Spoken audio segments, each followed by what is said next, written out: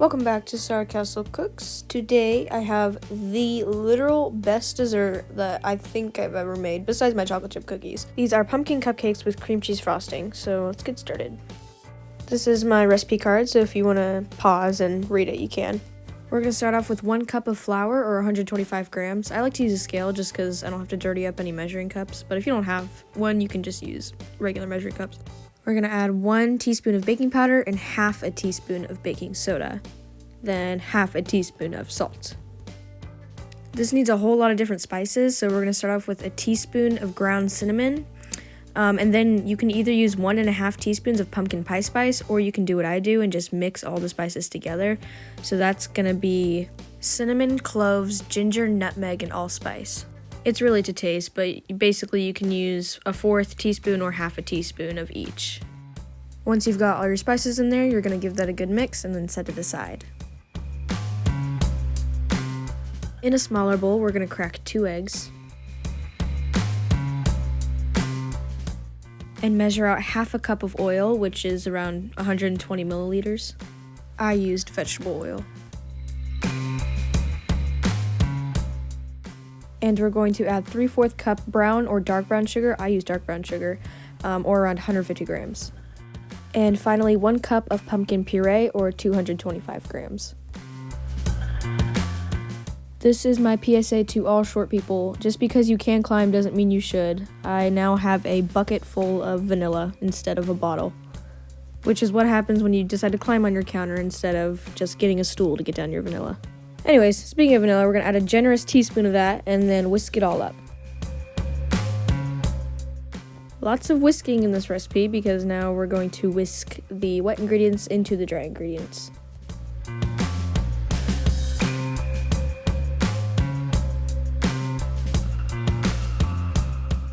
Spices are versatile, and so I thought there wasn't really enough flavor, so I decided to add a little bit more of cinnamon, nutmeg, and ginger.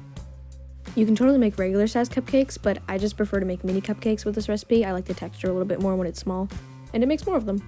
Also, just 1 or 2 of the mini ones is enough to satisfy you. I couldn't even imagine trying to finish a whole normal sized cupcake version because it is very satiating, I guess. And very rich with all that cream cheese frosting we're about to pile on.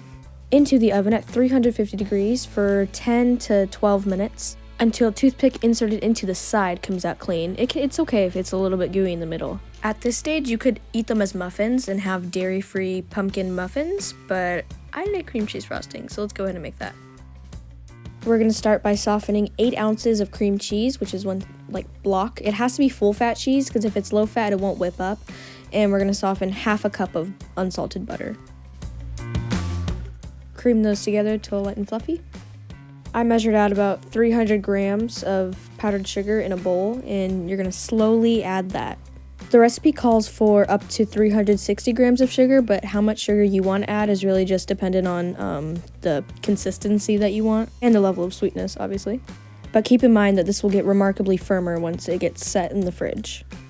Final steps for our cream cheese frosting is to mix in around a teaspoon of vanilla extract and a pinch of salt, which is like 1/8 of a teaspoon, but nobody really measured out 1/8 of a teaspoon. Let that set in the fridge, and now you're ready to frost your completely cooled cupcakes. I've got this really nifty piping tool. I think it came with piping tips at one point that I have no idea where they are, but it works remarkably well for this specific recipe, and I think it looks really nice with just the rounded tip. I've tried more decorative piping tips with this, and it just didn't look as good as the wide, round swirls. Here I'm just kind of showing you different ways you could decorate them. These are pumpkin sprinkles, for fall. I did those a lot in fall. They looked really nice. You can do little just star sprinkles for festivity, maybe 4th of July, and some trees. Just different, anything you got could really work. Or you could just leave it plain, like I did with this last one. It looks elegant nonetheless. This recipe makes about 30 to 35 mini cupcakes. And that is the beautiful and delicious pumpkin cupcakes with cream cheese frosting. So if you guys liked it, let me know. If you tried it, tell me how it turned out. Tell me any other recipes you want me to try out. I will definitely do that for you. Thank you so much for watching. I hope you guys give this a try. Let me know, like I said before, any other recipes you guys see online, you're like, I don't know if I really want to waste my ingredients or time doing that. I will waste all of my time and all of my ingredients trying out any recipes you want me to do. So just comment them down below. I hope you guys liked it, and I'll see you in the next recipe. Bye bye.